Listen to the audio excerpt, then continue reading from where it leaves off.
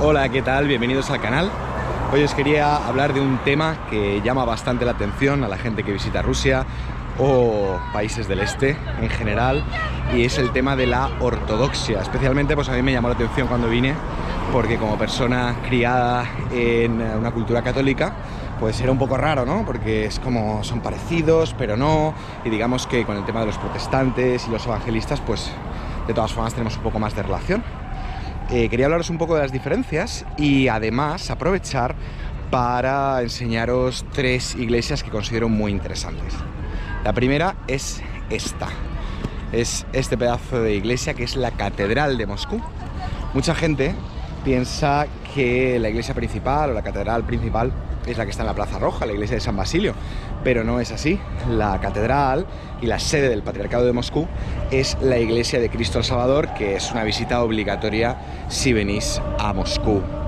Es una iglesia que no tiene mucho tiempo, pero tiene una historia muy curiosa, y es que se llama Cristo el Salvador porque pues fue ese Cristo quien salvó, al menos para Alejandro I, que mandó construirla, salvó a Rusia de la invasión de Napoleón. Así que en 1812, para conmemorar esa victoria, y eso es algo muy típico de la ortodoxia, crear grandes iglesias para conmemorar victorias militares, pues se intentó crear esta iglesia. En realidad se intentó crear unos kilómetros fuera de la ciudad, en la colina del Gorrión, pero parece que no estaba demasiado bien el terreno para construir. Se cambiaron los planes y decidieron construirla aquí, donde había una colina desde donde se podía ver bien la ciudad y ver la iglesia desde la ciudad. El caso es que aquí había un antiguo monasterio que quitaron, el monasterio de Starodevich, para poner esta iglesia.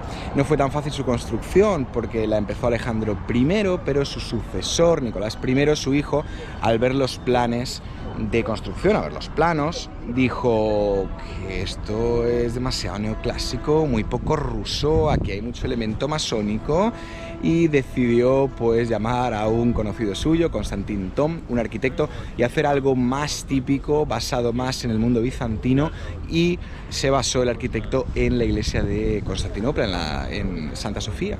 El caso es que no sería muy fácil su construcción. En 1839 pusieron la primera piedra y hasta 40 y pico años después no la acabarían de construir. El caso es que no duraría mucho en pie, porque en 1931 Stalin se la cargó.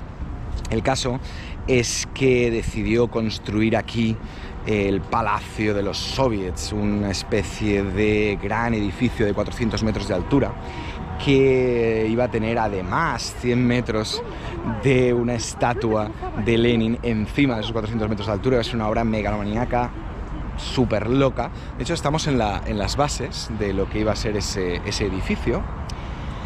Y se quedó a medio hacer, no, se quedó al principio, porque en la Segunda Guerra Mundial pues hubo demasiado gasto y una obra pues de ese estilo iba a ser un poco locura. Así que lo que decidieron es dejarla, y más o menos en los años 60 se construiría aquí, en estos cimientos, la piscina más grande del mundo. Sí, la piscina abierta climatizada más grande del mundo, que también tendría sus problemas porque crearían grietas y problemas en los edificios circundantes. Bueno, de todas formas, en los 90 decidieron reconstruirla y la hicieron prácticamente como un calco de la anterior.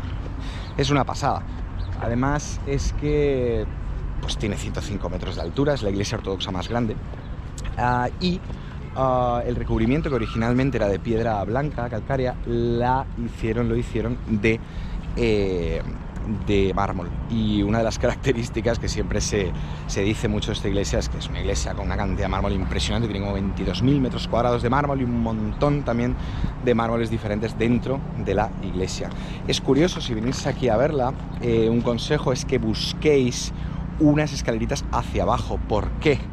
Porque debajo de esta iglesia está construida una iglesia con el mismo nombre que la anterior, que había cuando aquí se ubicaba aquel monasterio que os comentaba antes. Y es que hay una leyenda que dice que uno de los religiosos que estaba en ese monasterio comentó que como habían destruido el monasterio, pues ningún edificio duraría aquí más de 100 años. Y parece que la maldición pues se cumplió.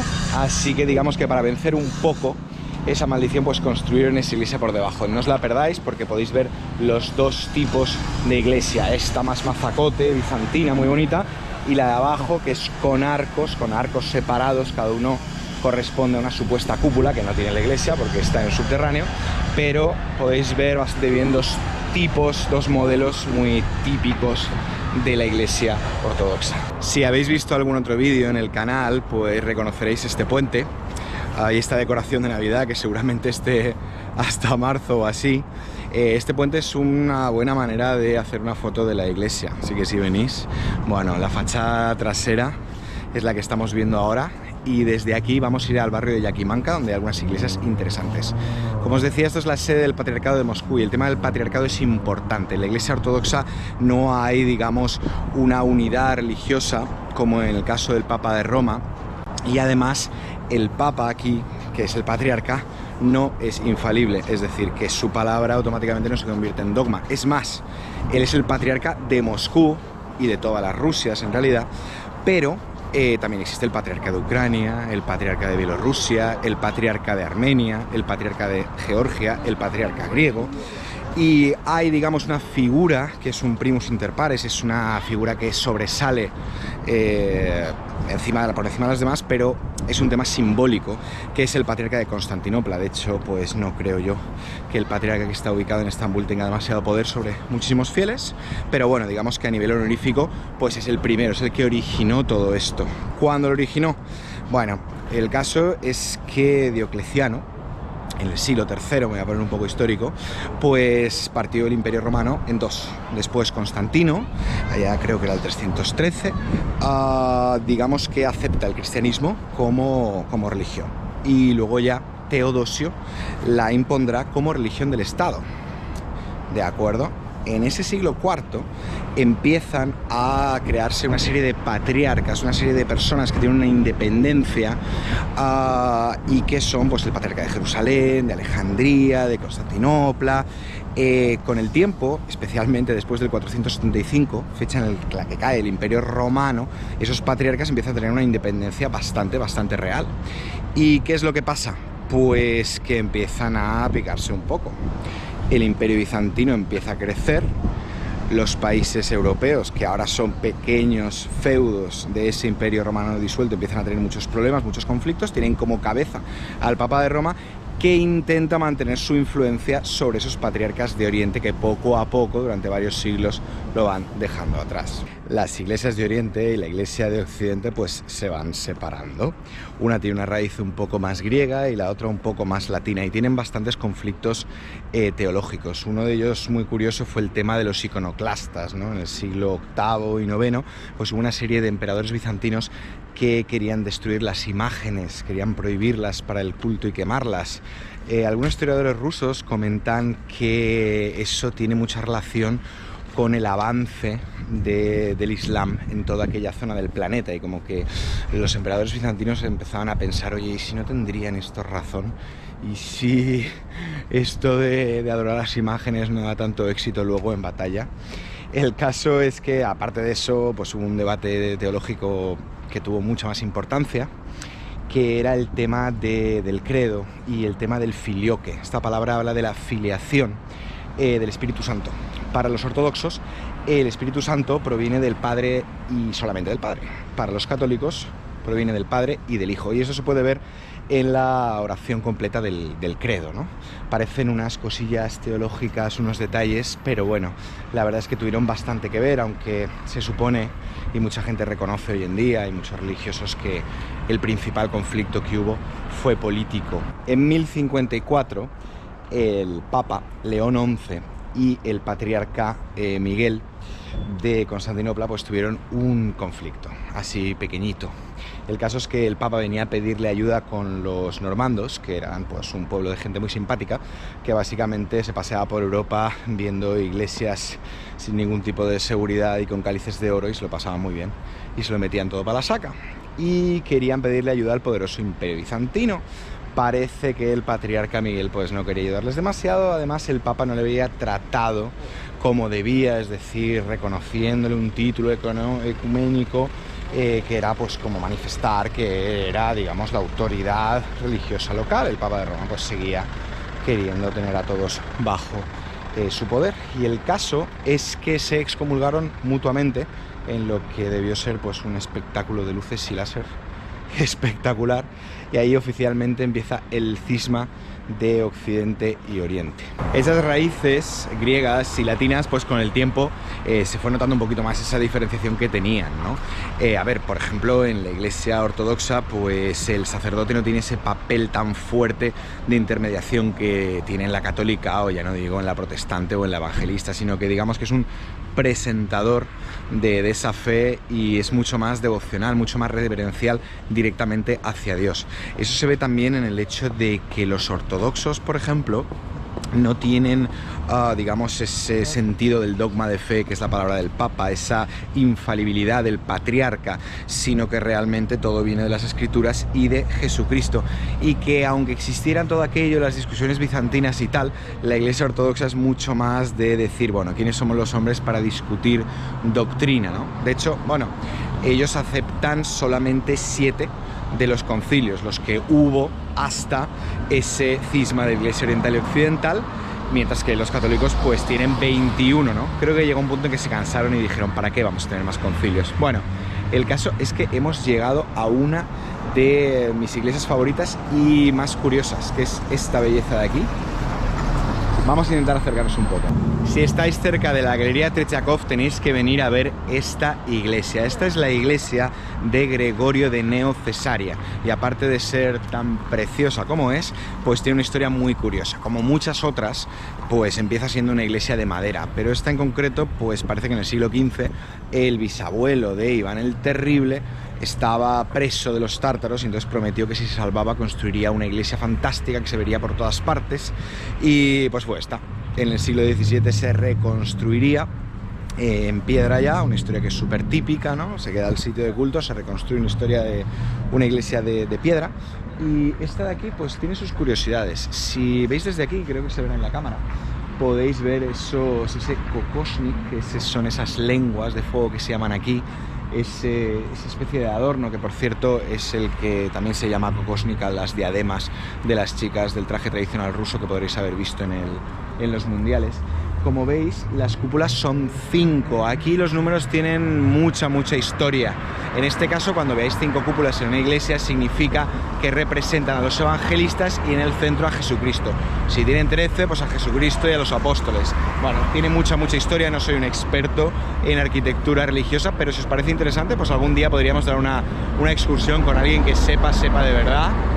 Otro detallito curioso es que, como veis, arriba de la cruz hay una corona. Cuando hay una corona encima de la cruz en las iglesias ortodoxas, significa que ha sido financiada con dinero del zar. Bueno, el caso es que esta es una iglesia muy característica de esta zona y que merece la pena venir a verla. Y aquí detrás de la iglesia que veíamos antes tenemos una hecha al estilo antiguo, de madera. Bueno, vamos a ver otra que me interesa mucho y os voy contando algunas cositas más, sobre todo sobre las diferencias. Ya hemos hablado del tema de los patriarcas, ya hemos hablado del tema de la infalibilidad o no, de que el patriarca de Moscú pues es mucho más humano, teóricamente, ¿no? Que tiene mucho poder, pero bueno, hay algunas diferencias pues más importantes, de cariz teológico más importantes. Por ejemplo, el principal quizás sea el tema de la Inmaculada Concepción de la Virgen, ¿no?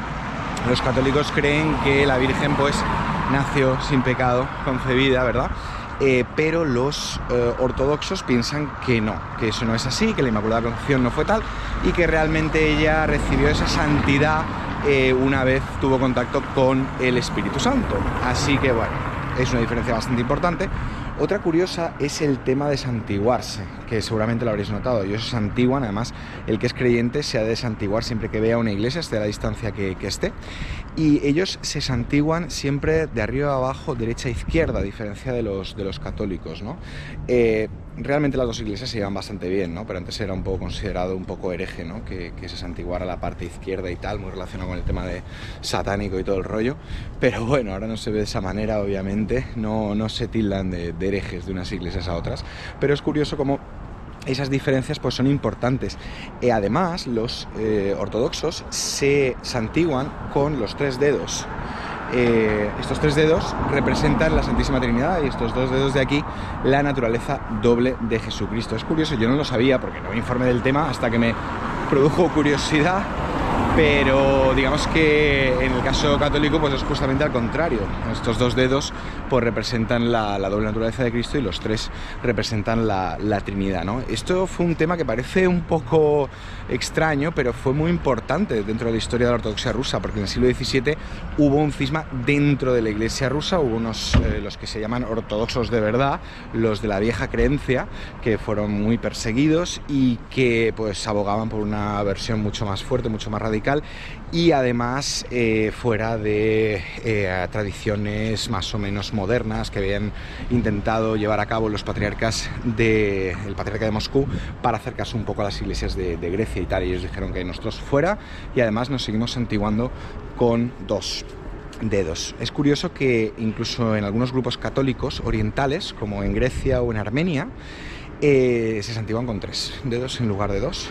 No sé, curiosidades. Desde la calle Balsardinka vamos a ver uno de los sitios que para mí es de lo más curioso de Moscú y que muchos rusos, incluidos rusos religiosos, no conocen, y es el monasterio de Santa María y Santa Ana. Allá por 1909, el marido de la hermana de la última zarina de la dinastía Romanov pues murió, y su mujer, con el dinero, lo que hizo es crear un hospital, un orfanato y un convento. Se convirtió en un sitio muy especial porque daba servicio a toda clase de gente, y además muchos de los mejores médicos de Moscú pues trabajaban aquí. Lo más especial de este lugar es esto. Es la iglesia, a ver si lo traduzco, de la protección de la Madre de Dios, debe ser, más o menos. ¿Y por qué es curioso? Pues aparte de ser muy bonita, es que es una de las pocas, si no la única, iglesia de estilo modernista de Rusia. A ver, de estilo modernista neomedieval, estilo Novgorod, pero es muy muy curiosa, está muy estilizada, tiene unos detalles muy raros.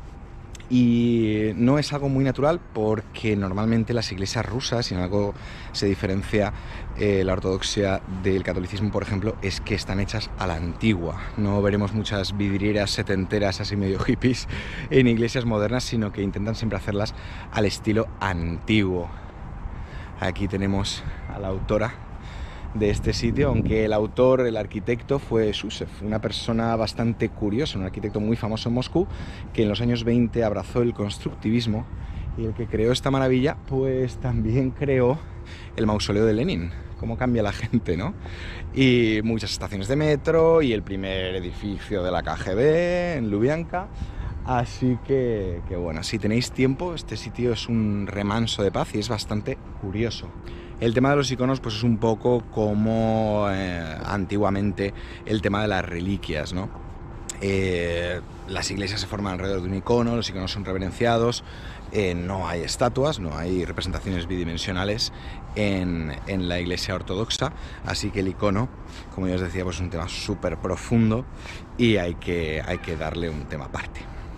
Otro tema es lo de la pila bautismal, que veréis si entráis a una de ellas, que es un poquito más hondo, porque realmente meten al niño arriba y abajo y les pegan ahí unos baños super heavies. Hay 2 tipos de sacerdotes. Está el sacerdote común, que se puede casar, bueno, puede estar casado, porque digamos cuando toma el hábito no se puede casar, no se puede divorciar. Y luego está el que es de orden monacal, y esos son los que eligen para ser obispos. Así que si el sacerdote aspira a ser obispo, pues no, porque tiene que ser ordenado como monje y después pues llega a ser obispo. Bueno, hay que entender que el tema de estar casado o no estar casado es un poco como lo que se discute ahora en el catolicismo de los sacerdotes en Amazonas, ¿no? Imaginaos lo que sería ir a profesar la fe, ir a evangelizar en Siberia con esas condiciones, cuando se necesita un puesto avanzadilla en el que empezar a crear una comunidad. Obviamente pues se podían ordenar sacerdotes, gente ya casada, y mantener los hábitos y mantener su familia. Me he dejado muchas cosas en el tintero, hay algunas cosas en las que profundizar pues sería un poco complicado, la verdad, para mí.